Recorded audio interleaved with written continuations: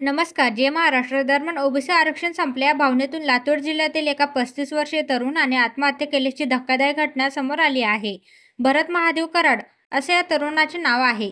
तो लातूरच्या रेणापूर तालुक्यातील वांगदरी गावात राहत होता. या घटनेनंतर ओबीसी समाजामध्ये प्रचंड अस्वस्थता पाहायला मिळत आहे.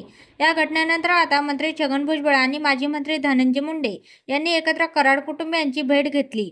यावेळी त्यांनी कराड कुटुंबियांचे सांत्वन केले. यावेळी धनंजय मुंडे यांनी कोणत्याही आरक्षणाला धक्का लागणार नाही, आत्महत्या करू नका असे आवाहन सर्वांना केले.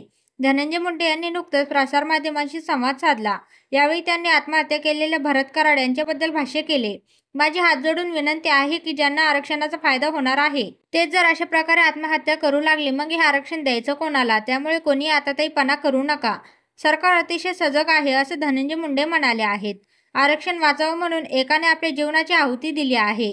ती आहुती देताना त्याला 3 मुली, 1 मुलगा, बायको, घरदार काही दिसलं नाही. ही तीव्रता महाराष्ट्रात आपण पाहतोय.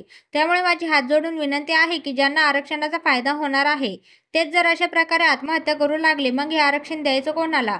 त्यामुळे कोणीही आताताईपणा करू नका. सरकार अतिशय सजग आहे.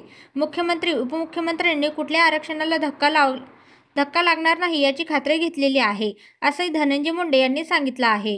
दरम्यान त्यामध्ये या सर्व गोष्टी पाहत असताना आता 2 जातीचे मित्र एकमेकांच्या जीवावर उठत आहेत. काही जिल्ह्यात तर पोलिसांना ड्रेस कोडवर आडनाव लावायची बंदी आहे. हे छत्रपती शाहू फुले आंबेडकरांच्या महाराष्ट्राला शोभणारं नाही. त्यामुळे आता आपल्याला सर्वांना प्रयत्न करून ती समता आपल्याला प्रस्थापित करावी लागेल. मुख्यमंत्र्यांनी, उपमुख्यमंत्र्यांनी आरक्षणाला धोका लागणार नाही याची काळजी घेतली आहे.